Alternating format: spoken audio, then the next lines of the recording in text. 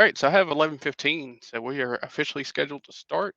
So I'll go ahead and kick us off with a quick introduction. My name is Brandon Sally. I'm one of the curriculum development specialists or cybersecurity curriculum specialist. It's what's listed on the screen. I work for cyber.org. We're based out of Bossier City, Louisiana, so quite a few states away from you all. But we specialize in writing curriculum for 9 through 12 or K through 12 students. And so we get to spend the day doing things like this, showing how to protect yourself against cybersecurity attacks, as well as learning how to do the attacks ourselves. So we're going to do a couple of attacks today. You'll actually get a chance to participate in one. Hopefully, your whatever browser you're using does not block it, um, but we'll see. We'll find out. Just background on what I do here besides writing curriculum, also help with our range, um, which is what we're going to kind of use today. It's a way to do some of these attacks in a virtual environment that protects our computers, and then also help with capture the flag events. So if anybody's ever participated in a capture the flag event where you solve different challenges, you're usually against multiple teams trying to come out on top. I work with those and creating and putting those together for students. Willie, do you want to introduce yourself?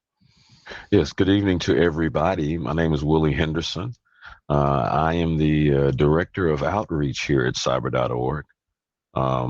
My job duties really focus around creating partnerships and finding organizations, school districts, nonprofits, industry partners whose missions and goals align with what we're trying to do here at cyber.org, which is to bring cybersecurity education to wonderful students like those who are on this call. And always love to have an opportunity to join up with my partner, Brandon, and bringing some cybersecurity to students and hopefully encourage you guys to think of possibly choosing cybersecurity as a career choice or as a degree choice. There's a lot of opportunities out there for you, and we just want to try to give you a little bit of taste of what that might look like today. Yep. And just to help push that, some of the careers that we like to focus on, some of them do not even require college degrees. They may just require a certification in the field. And if you look at some of the average pay, some of you students may be asking, how much money can I make doing that? And many of these jobs start off at six figures. Um, so you wouldn't have to worry about salary or having salary concerns because you'll actually start off making quite a bit because there's such a need in this field. So to get us started, today we're talking about do not click on that link. So things that may occur if you click on links that you are unsure where they go to, what they relate to, what software may be tied to it, things like that. So it starts off, I'm going to ask Willie. Willie, what do you think some of the dangers of clicking links can be? What can result of that? Well, I mean, one of the main dangers of clicking a link is I remember when I was in my younger days and getting things, it was viruses. You know, you have to be very careful of viruses. And so when you click on a link that kind of opens up a pathway for your computer to be infected by a virus, other things are, now identity theft. You click on a link and someone can assume your identity and can maybe gain access to things that they shouldn't have access to, including your own personal device that you're working on. Someone might be able to access files that might contain sensitive information like account numbers and things of that nature that could identify you and they could then use your identity without your permission. And then another big thing is what we all are very familiar with is that they could have access to our credentials. And what are credentials? Credentials are those things that identify you to be who you are. So things like your social security number or an email address or things of that nature. So That's one of the big things is that they could steal your credentials, Brandon. Yep. And that's actually what we're going to do starting off. So I'm going to go ahead and share my screen. And so for those that said you have not used a Linux device before, what you're seeing is a Kali Linux device. So this is one that we use quite a bit in cybersecurity. Um, we like to tell people that tools are really just tools. How they're determined to be good or bad is really on the user and how they use it. The Kali Linux is what I like to call a Swiss Army knife of cybersecurity. It has a huge library of tools you can use for good and bad. So it's really on the based on the user itself. What we're going to do, though, as Willie said, was stealing credentials. Um, and so to do that, we're going to use a tool. So we're going to start straight off into this. Using a Linux machine, just about everything you do is inside the terminal, so it's all text-based commands. So if you use Windows, Chromebook, Mac, you may be used to using what we refer to as a GUI, where you're clicking on icons and things like that. So I'm going to start what is called the Social Engineering Toolkit. So the Social Engineering Toolkit was created by this guy named David Kennedy, and it has a suite of tools that you can do different attacks with. For this one, since we mentioned credential harvesting, we're going to actually launch a credential harvesting attack. And our ultimate goal is we're going to clone the Google sign-in page and make it look like you're signing into a Google page, but it's actually going to harvest your credentials and give those credentials back to me. This is social engineering.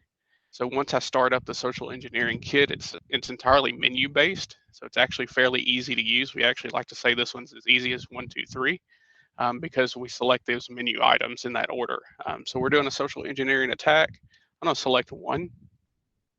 We're going to use a website as our attack vector. And so an attack vector is how do we get whatever attack we're trying to do to the victim. And so we're going to clone a website. So I'm going to hit 2. And then we're going to harvest credentials, which is 3. And so we're going to be trying to pull in a username and some passwords. And we want to use a template that's made. So we know everybody knows what the Google sign-in page looks like. You probably used it today a few times if it didn't automatically sign you in based on what device you're using. So I'm going to use 1. Then it's going to ask me where do I want to essentially host this page from this. And so I'm going to type in an IP address here. So this will be where this page is hosted. And it's also going to be how I get the results back. So as me acting as the attacker, I want to make sure that I'm not only able to post it to where people can enter the credentials, but I want to be able to get those results. Like I said, we're going to use Google. So I'm going to select the second option here. And at that point, this is up and running. So it only took just less than a minute really to get this credential harvester going. And what it's done is you'll notice you see these little messages says cloning the website, and it's actually running, and it says here on port 80. So it's cloned the website, created this. It's now hosting it as almost like a web application, and it's waiting for results. And so what I'm going to do now is I'm going to switch over to this. I have this little email account set up, and I'm going to send an email to Willie, and I have his email saved here, cyberbill25. For those that don't know, and you'll see Willie is a Bills fan. He was heartbroken over who made it into the Super Bowl, but this is social engineering, so we're going to set this up to be trying to get him to fall for it. So we have to add that human social portion of it to get him to fall for that. So I'm going to say he is a sports fan. I'm going to say free Super Bowl space Super Bowl tickets. And what's interesting about this is I had his email pop up on it, so I've emailed him through this before. Is I could easily have a compromised email account that I could use. So I could send it from an account that looks really familiar that would just further that social engineering aspect to him. And so I'm going to say, so I'm going to pretend like I know him. which I do know him actually, but as an attacker, I wouldn't. Hey, Willie, you can enter a contest here to win free tickets. Only one entry per person, so you will need to log in. All right. So I told him he'll need to log in, and that kind of sets him up for expecting to have a login page. And then all I'm going to do is change here, and I'm going to put in that same IP address 04 that I used earlier to set up the credential harvester. So 342045237. Hit apply. All right, and so now it goes to that. So I'm going to send this to Willie's email. And so just minimize this. And so this is running, and it's waiting for credentials to come up. So now that email went, Willie playing the victim is essentially sitting there, just say, gets a notification, checks his email. He says, yeah, I trust this is from somebody I know. He may not know that that account has been compromised. And so to him, it could just be a friend sending an email. And so he clicks on the link. And what you're going to end up seeing here is what it pops up. And so while he's doing that part, I'm going to actually show you, and you can see there someone connected. Details. And students, right now, I have gotten that email and it says, oh, Bill's tickets. So I clicked on the link and it has taken me to a Google sign in because it said I had to sign into my Google. So now I am entering in my credentials, which in this case is my username and password. And I'm not using my real ones, but we're just doing this to show you guys what the danger of clicking on a suspicious link will do. And so I have now signed into Google and I'm waiting for my tickets. Oh. And so you can see what happens is you can see that an IP address hits it, and then printed in plain text is what Willie actually typed in. And so it appears in plain text, so it's not even encrypted, just to show you what this page actually looks like. I'm going to bring this window over. So here is what it looks like on my end. Notice my browser does mark it as dangerous, but it redirects to Google, has this signed in. And so I could, let's see, I'm not a Bills fan. I'm actually a Saints fan, and it's been a pretty terrible season for us. So I'm gonna type in saintsfan@gmail.com and then put in a password, hit sign in. Notice I get redirected to Google. So it actually does redirect you, and it kind of looks legitimate. If you were not signed in, it would keep you signed out because that wasn't an actual sign-in page. If I go back to where I had it, you can see that here's what I typed in, saintsfan@gmail.com, and then my password in plain text, Saints for life. Again, fake credentials just to show you how it is.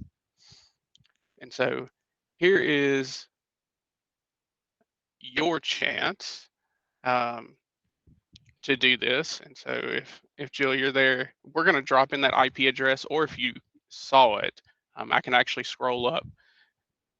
As a students, teachers, you can try to go to that IP address as well. So if you open a separate tab, so if I take just this IP address here, a separate tab, and type in 34.204 and hit that, you're probably going to see something like this because now it's been flagged. What's fun is like Google actually, after you do this so many times, it starts to recognize what pages are phishing attempts, which is what we want. And so if you can get to that page your device allows you, feel free to enter some credentials. I do ask that you be appropriate with the credentials. And you can see if it'll actually allow you to send anything. So definitely getting some hits. So all these IP addresses are popping up. The duplicate IP addresses mean that you're probably in the same building. And so usually your IP address is based on your location. And so Willie and I are both trying to access it. So somebody said, howdy y'all, how y'all doing? So like Willie and I, we're accessing it from the same place, then it'll show the same IP address. I'll also add, if you can see it based on my camera, see if it pops up. It'll actually load on a phone as well. And so you can get this to pop up on a cell phone. All it does is, and it's actually on a phone, it looks more realistic because it kind of shrinks the pages and it gets rid of some of those flags that would let you know that there was an issue going on. And so I'm gonna scan the question. So while people are putting in some answers to that, one of the questions, how can you tell the difference between a scam and a normal email? The big thing is know the source. So if you get an email or a message that you simply don't recognize, or it's something you didn't sign up for, that you need to be mindful of that and be careful of what you're doing with that email. Another thing is to look for typos or grammar errors. Quite a bit. It's someone puts together a message and they may be based out of a different country, and so if they're sending you an email, English may not be their first language. And so they may be using Google Translate or something like that, and there could be errors from that. Nowadays, the big thing is AI is being used, and so phishing emails are becoming more and more realistic because they're using AI to sound a little bit more human and not be as direct. And so steadily things coming up. Let's see. Cameron said, is this how I got hacked? It could have been. They could have been using a tool that cloned a website just like this. You'd be surprised how often it happens. And then let's see. And then what is a Linux device? So a Linux device is just a type of operating system. It's just like Windows or Chrome OS, iOS for iPhones, things like that. What certifications do you need to land? A plus is great. Yeah, A plus is great. Tech plus. There's also a security plus and a network plus. Mm-hmm. And then let's see. And the last one I'll get before we move on. Most messages, phishing links, automated bots, and based. So quite a few malicious actors would use bots in this, and you have to think also that I made this now and I'm showing it to you all. In a real world scenario, someone may automate this process to send it out to thousands of people at a time. And they may also automate it to where it automatically generates a report for them every so often so that they get those credentials and they can either try them out, test them out, see what's going on. They may send it to 10,000 people, only 5 people actually fall for it, but that's still 5 people. And there's no telling what they can get from that. Let's see. And so, yeah, hackers are definitely using AI to make legitimate scam emails now. And so it makes it much harder to separate those. You can ask, can you do this with other websites or applications? Sure you can. So there's several tools out there. This is just one. So in fact, we're going to now switch over and show you the dangers of actually downloading something. So I'm going to go to this is a separate Kali machine that I have going on. And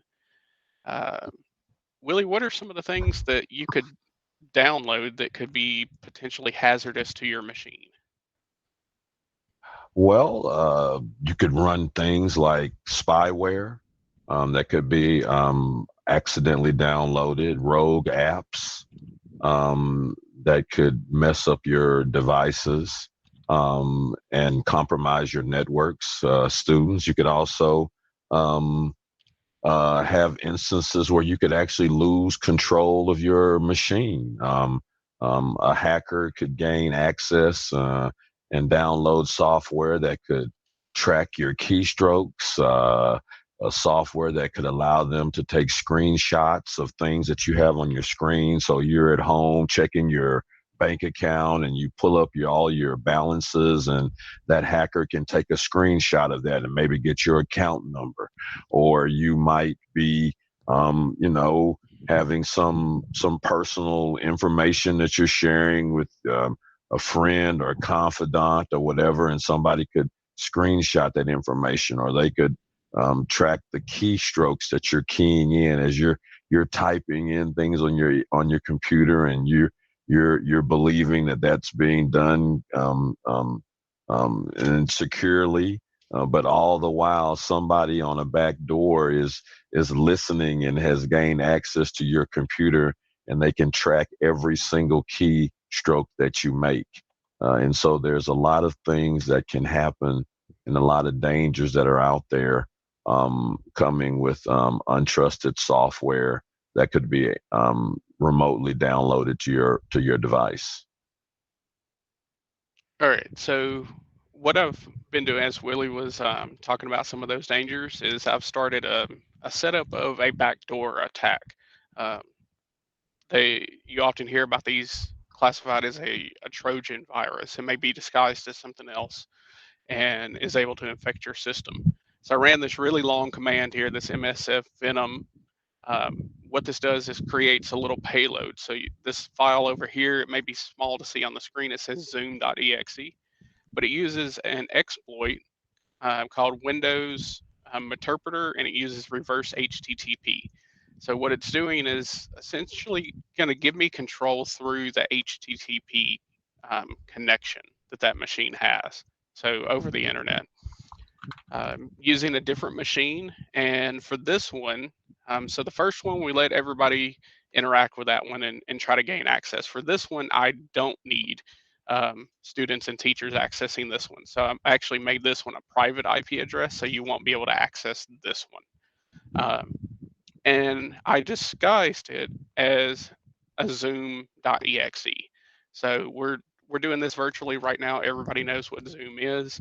And so if I were to send an email to Willie pretending to just be maybe an IT person saying, hey, you need to download the newest version of Zoom, I could craft a nice email, make it look professional, even pretend to be the IT person at his company, our company or the company that he was working for.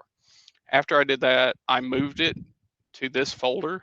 So this sudo cp zoom, all it does is copy that file to this HTML folder, and it's going to allow this Kali Linux machine to host it online, just like the social engineering toolkit was.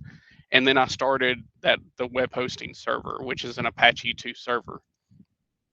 Apache 2 servers essentially open source and free. You can download it and use it to actually host things online.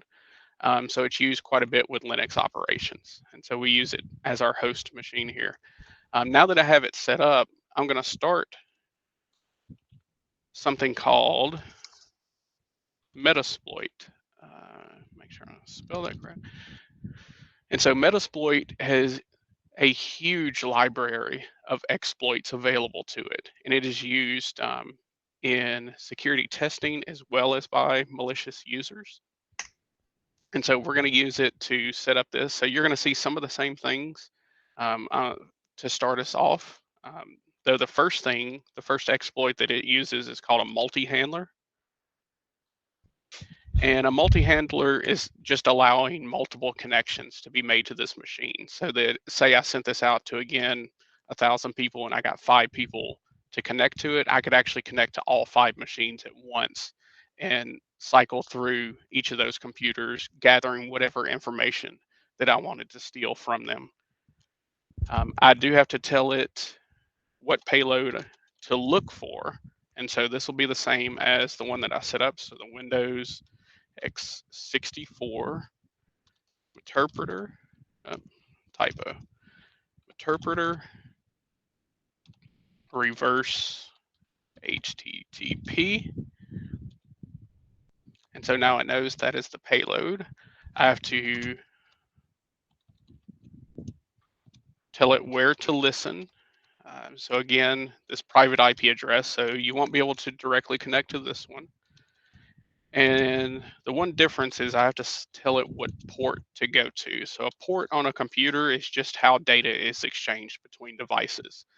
There are roughly about 65,000 ports if you include all of the virtual ports also. So just like a computer has a USB port, there are virtual ports that allow communication between devices.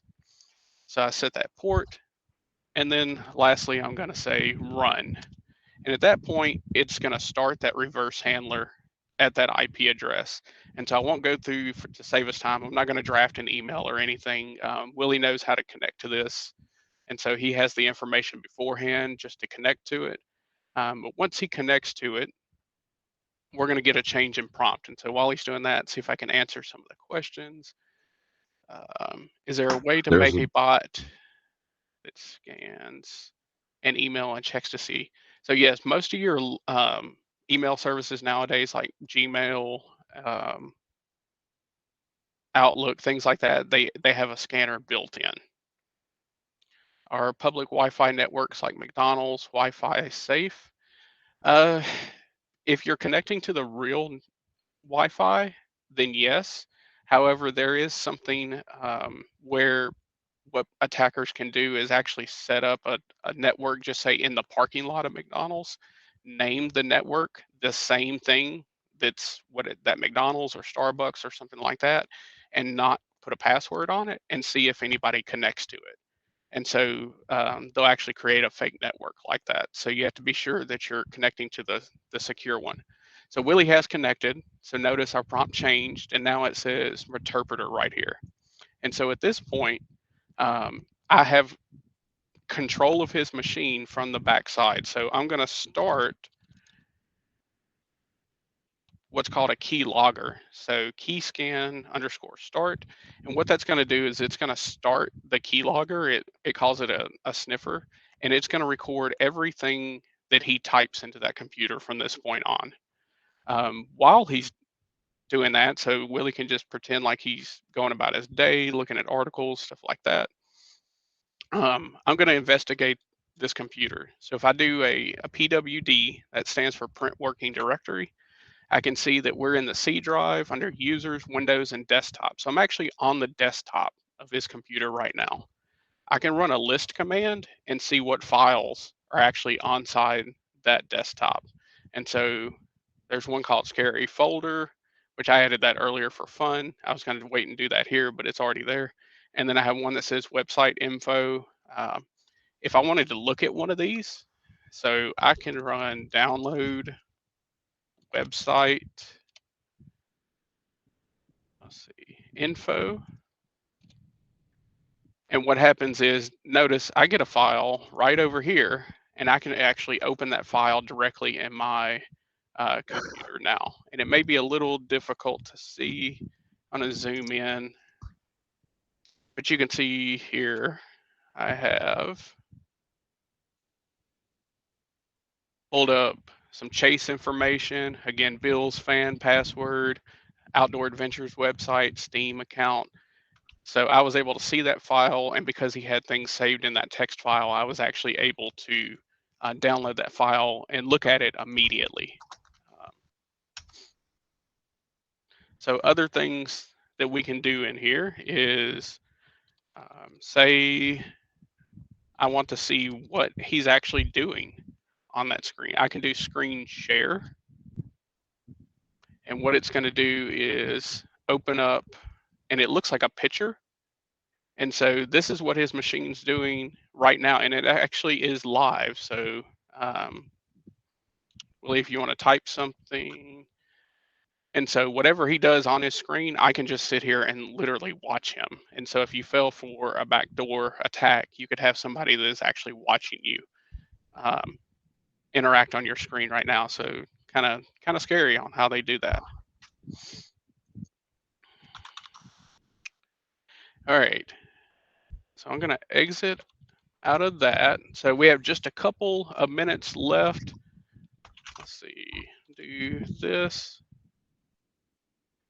And the last thing I'll show you is just to show you those keylogger strokes. So everything that he's typed in, so I can see that he went to ESPN, he went to Chase. Here's some things that he typed in. And so at any point, if he typed in a password or login credentials, those could all be picked up by that keylogger. And notice it also does a carriage return. Some of these are special characters such as hitting enter, hitting shift, different things like that. So that's the dangers of the back door. If I wanted to, I could actually just type in shut down right now and it would shut down his computer. I could do other things like upload ransomware, um, anything really, because I have full control over his device. So I'm gonna stop sharing. See if I can answer a couple questions before we end this. Let's see. Can all of my info be stolen or just that is on my computer? And so when it comes to identity theft and stealing information, what happens is a lot of people will use the same login information across multiple sites, which we always say is a bad thing. And so maybe one site gets hacked. That may give them access to all of your information across multiple things. It's just according to what they get a hold of. If Brandon. someone were trying to send me one of those links, how would they have got my email or number? So you would be surprised how many databases out there exist, like on the either the dark web or even just the web, or how many they're shared among different groups where they just have a list of real emails that are tied to people. And so those may be mailing lists that were collected by ad agencies, different things like that, but they just exist online. Brandon. Yes. Yeah, there's a good one there from, I guess that's Lascive. If I mispronounced that, I apologize. Saying that she had gotten hacked by a Linux device, nothing happened, but she changed her password. And the reason I wanted to just point that out is to let all the students know that, there are things that you have to do and be diligent about to protect yourselves. And as she said, she changed her password. So one of the first things you should be doing is, every 3 months, you should cycle through and change your passwords. You probably want to set up maybe some type of system so you can keep track of it. There are also password softwares that are out there that are safe, but you want to try to change your password and to not use the same password and username with multiple websites and use things like multi-factor authentication where you have to have something and something that you actually have, a device or whatnot, to be able to access your accounts. And setting up things like that, students, helps protect your data, and it helps make you more cyber aware and cyber vigilant.